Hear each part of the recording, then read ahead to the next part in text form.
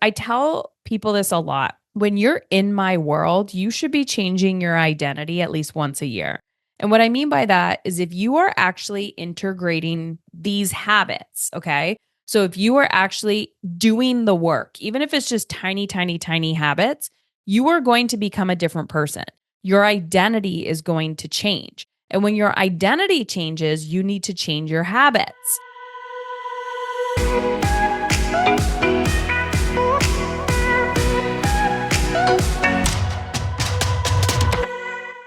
Six books you are going to want to buy, read, and gift, and you need to take seriously in 2026.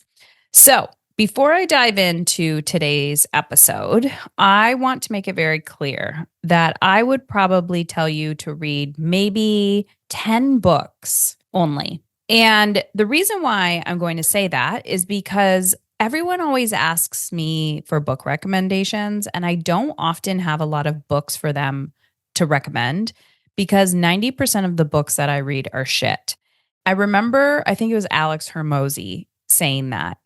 Like everyone advocates for reading, but if it's a shitty book, I just like stop reading it and put it down. And because people can write books quicker and quicker these days, I am not a huge fan of reading a lot of books. I'm also a fan of quality versus quantity and reading one book all year, but mastering everything that you have learned in that book.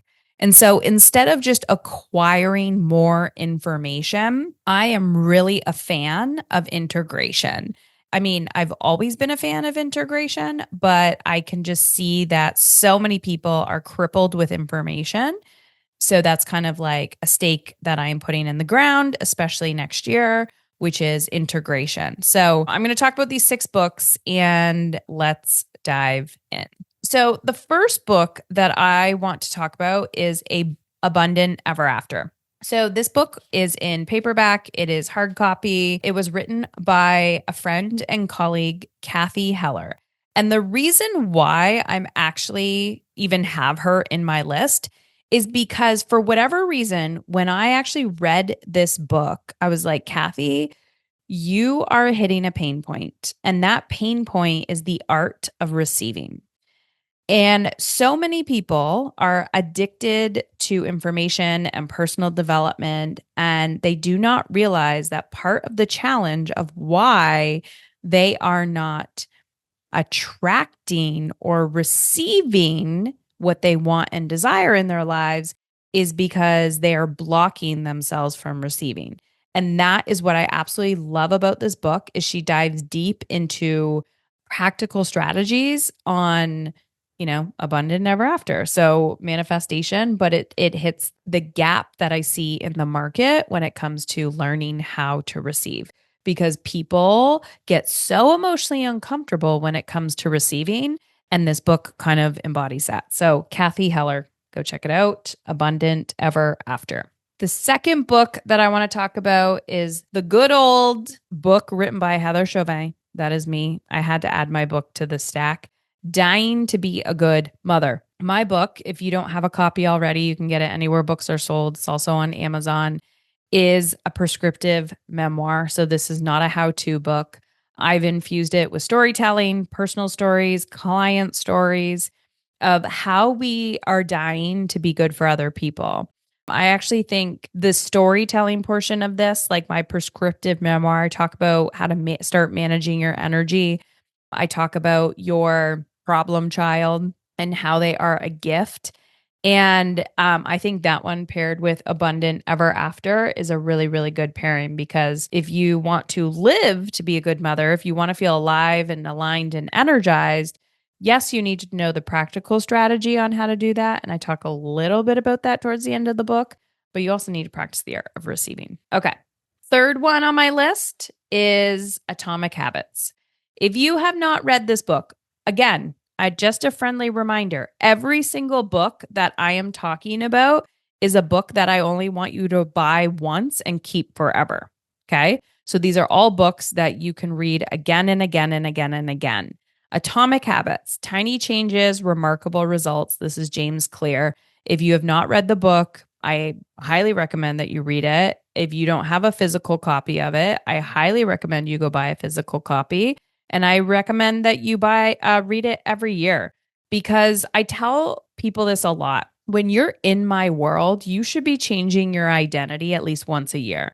And what I mean by that is if you are actually integrating these habits, okay? So if you are actually doing the work, even if it's just tiny, tiny, tiny habits, you are going to become a different person. Your identity is going to change. And when your identity changes, you need to change your habits.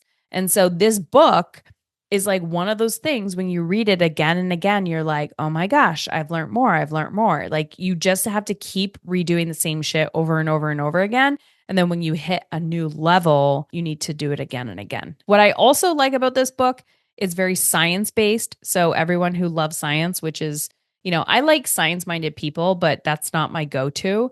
But I respect science. On the other spectrum of science, let's talk about A Return to Love by Marianne Williamson. So I believe we need science and then we need we need the head and then we need the heart. And this is where I tell people that you need to find the middle ground, the duality of both and integrate your life. So many people live in their head and they're science minded, they're logical, they're strategic, and they're dying on the inside. A return to love is really about returning home, returning to love, returning to yourself, returning to the present moment, but also returning to how you want to feel. This is like a OG book as well. Like it's one of those, I think I first got my first copy of A Return to Love for like 25 cents in a used bookstore.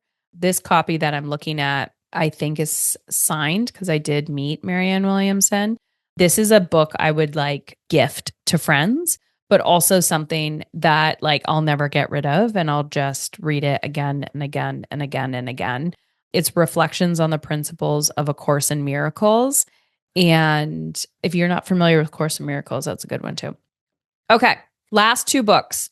So I'm going to talk about, this is like not out of left field. A lot of the women that I attract are raising children who have neurodiversity in some capacity, challenges, maybe educational challenges. They're just, outside of the box thinkers. There's always that one kid that challenges the shit out of you and you're like, what's going on? So I want you to listen to me. I would never blow smoke up your ass. Okay. There's a lot of parenting stuff out there. And what I don't like about a lot of parenting stuff is it really, really focuses on the parent. And I think we need to move on from that conversation, mainly because our children are struggling. I think there's a lot of new research coming out. There is a lot of conversations, new conversations, which I'm loving. A lot about the science behind tech use, brain health, all those things. Okay. So if you are not familiar with Dr. Robert Melillo, I love him. I've interviewed him a few times on this podcast over the last 10 years. His book, I think this is the first of the series. It may not be the first, but Disconnected Kids, the groundbreaking brain balance program for children with autism, ADHD, dyslexia, and other neurological disorders. He is highly endorsed. Dr. Robert Melillo, he actually has his own center in New York. He is the co-founder of Brain Balance, but I don't, if you know what the Brain Balance program is, you can find out those centers as well. And they're like across the US, although I don't think he's associated with them anymore. So he has the Melillo method at his own clinic in New York. And I have brought one of my children there. I've recommended his philosophy and his work to my clients. I know for a fact one of my clients did an intensive at his clinic in New York, and their son, who was nonverbal, is now starting to speak words.